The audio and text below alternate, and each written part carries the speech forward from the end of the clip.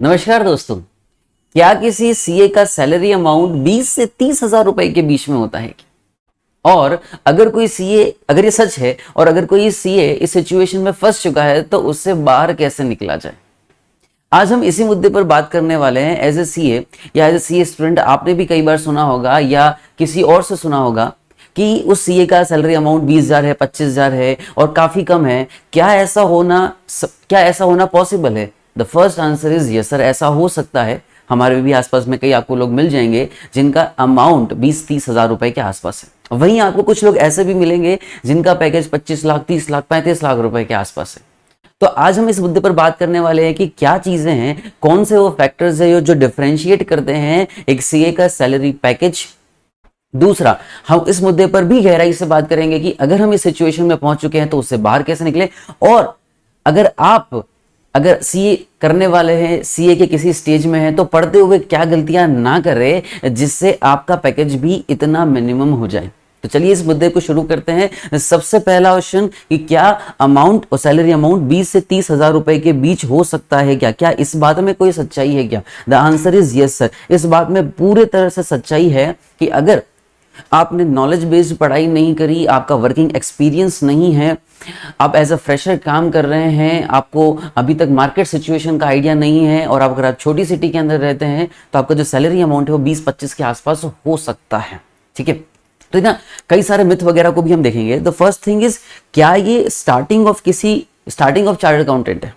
ठीक है, मतलब क्या आपने अभी सीए किया है, आप किसी छोटे शहर के अंदर है जहाँ पॉपुलेशन 10-12 लाख है, ज़्यादा इंडस्ट्रीज नहीं है और आपका अभी स्टार्टिंग वर्किंग है और आप किसी सीए फर्म के अंदर प्रैक्टिस करना चालू कर दिया है या किसी इंडस्ट्री के अंदर जॉब के लिए अप्लाई किया है and they are offering you 30,000।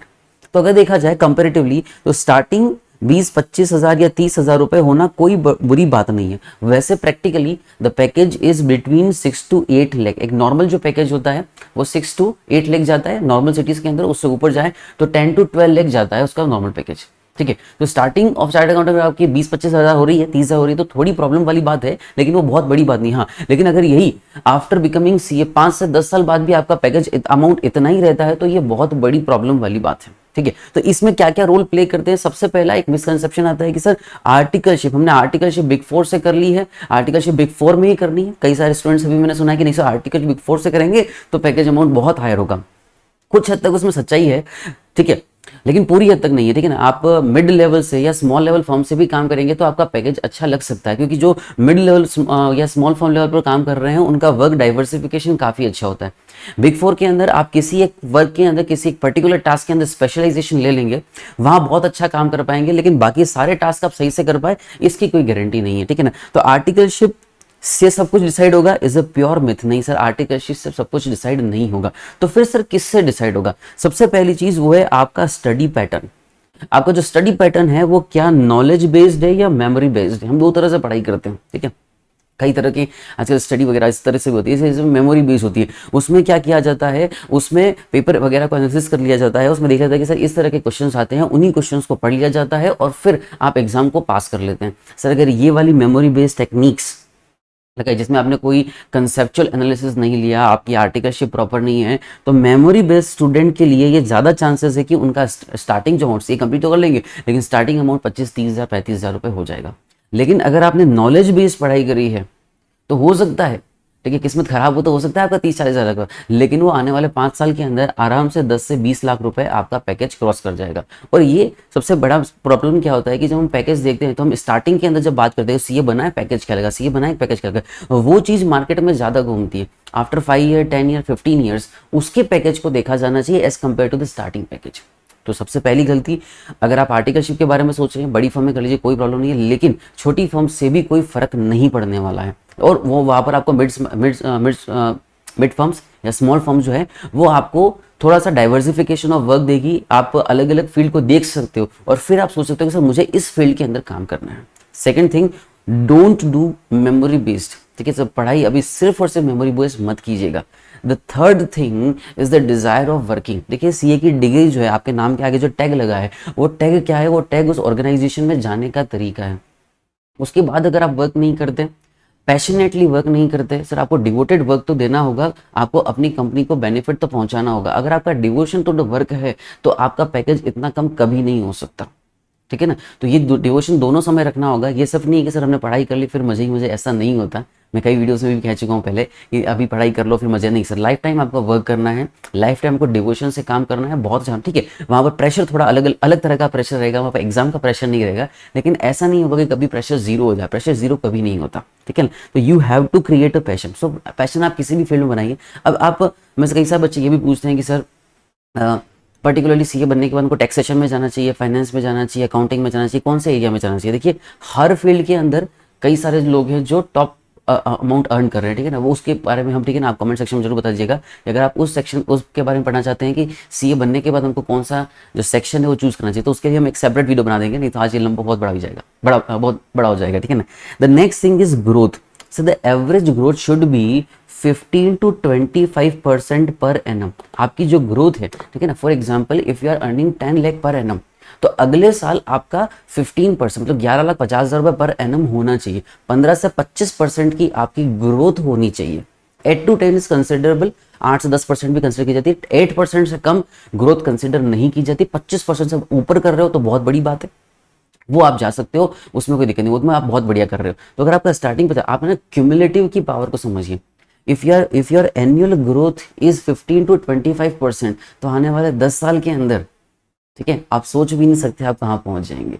तो वो आपको बहुत ध्यान रखना है ये, लेकिन ये कब ध्यान रखना है, ये आफ्टर द डिग्री, ठीक है ना। आपको उसके बाद ध्यान रखना है कि आपका ग्रोथ अमाउंट कितना। अभी क्या ध्यान रखना है, जब सीए फाउंडेशन के अंदर इंटर है, आपका नॉलेज बहुत इंप्रूव होना चाहिए, आपको हर एक चीज, हर एक मार्केट इंफॉर्मेशन के बारे में पता होना चाहिए, ठीक है ना।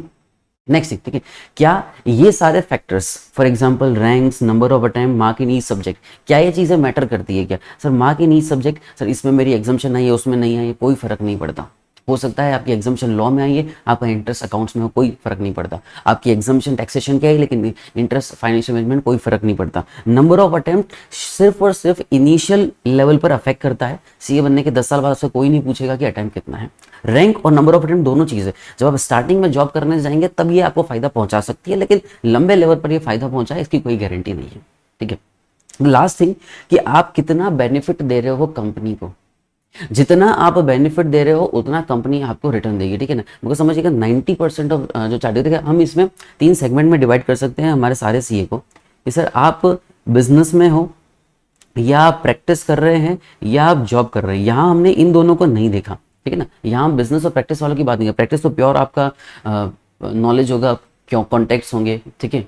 बिजनेस सर उसको हम डिफाइन नहीं कर सकते, there is no limit table, व्यापार जिसका कोई पार नहीं, जिसका कोई अंत नहीं, व्यापार, ठीक है, इसको हम नहीं समझ सकते। हम यहाँ अभी प्राइमरी फैक्टर से बात कर रहे हैं किसकी, जॉब की, ठीक है ना। तो जॉब के अंदर जितना आप कंपनी को बेनिफिट देंगे उतना आपका पैकेज हायर होता जाएगा, ठीक है ना। तो स्टार्टिंग पैकेज को देख करके घबरा नहीं। अब अगर ये ऐसा हो चुका है कि पिछले 3 साल से, पिछले 5 साल से आप इसी ट्रैप में पहुंच चुके हैं, इसी ट्रैप का मतलब होगा कि आपका 5 लाख से कम का सैलरी अमाउंट है या आपका ग्रोथ उतना नहीं हो रहा, तो उसमें आपको किन चीज़ों का ध्यान रखना है, वो क्या चीज़ें आप कर सकते हैं, ठीक है। तो अगर हम इसकी बात करें तो सर हम ये 3 चीज़ें वो प्राइमरी, ठीक है, इसके अलावा बहुत सारे फैक्टर्स हो सकते हैं, लेकिन प्राइमरी देखा जाए तो ये 3 चीज़ें हर पर्सन के साथ में काम करेगी। The first thing is any problem with about your organisation. Sir हमारी कंपनी, हमारा बिजनेस का वर्क ऐसा है जिसमें प्रॉफिट ही नहीं हो रहा, ठीक है ना। सीधी बात करता हूँ सर, सेठ अगर पैसा नहीं कमा रहा, धंधे का जो बादशाह है वो पैसा नहीं कमा रहा, तो वो आपकी पॉकेट में पैसा कैसे पहुंचाएगा। जब आपका ओनर प्रॉफिट में नहीं है तो क्या वो आपको आपका सैलरी अमाउंट बढ़ा सकता है क्या, नहीं सर। उसके पास हमेशा पैसा नहीं रहेगा, आप हमेशा एक ही बात सुनोगे, पैसा नहीं है। जब उसके पास पैसा नहीं है तो आपका अमाउंट भी नहीं बढ़ेगा। अब आप या तो ये सोच लीजिए कि मैं क्या कर लूँ, मैं अपने दम पर उस ऑर्गेनाइजेशन को बहुत ऊपर लेके चला जाऊँ, आपसे बढ़िया आदमी कोई नहीं होगा। The second thing you can do which is easy, it is change in the organisation. अगर आप ऐसी ऑर्गेनाइजेशन के साथ फंसे हुए तो इमीडिएटली उसको चेंज कर लीजिए। आपको लग रहा है कि ये वाला जो काम है आने वाले 5 साल में बेनिफिट नहीं देने वाला है, ये वाला वर्क है 10 साल के अंदर खत्म हो जाने वाला है, इमीडिएटली उस ऑर्गेनाइजेशन को स्विच कर लीजिए। It is for the your benefit, ठीक है। हाँ, अगर आप ऑर्गेनाइजेशन को बहुत ऊपर ले जा सकते हैं, आपको ऐसा लगता है, then your salary will automatically increase. The second is improve in your skills. क्या सीए बनने के बाद में आपने कोई एक्स्ट्रा कोर्स किया, क्या उसके बाद में आपने कोई पढ़ाई करी, क्या उसके बाद में आपने कुछ भी अपनी स्किल में इंप्रूवमेंट किया?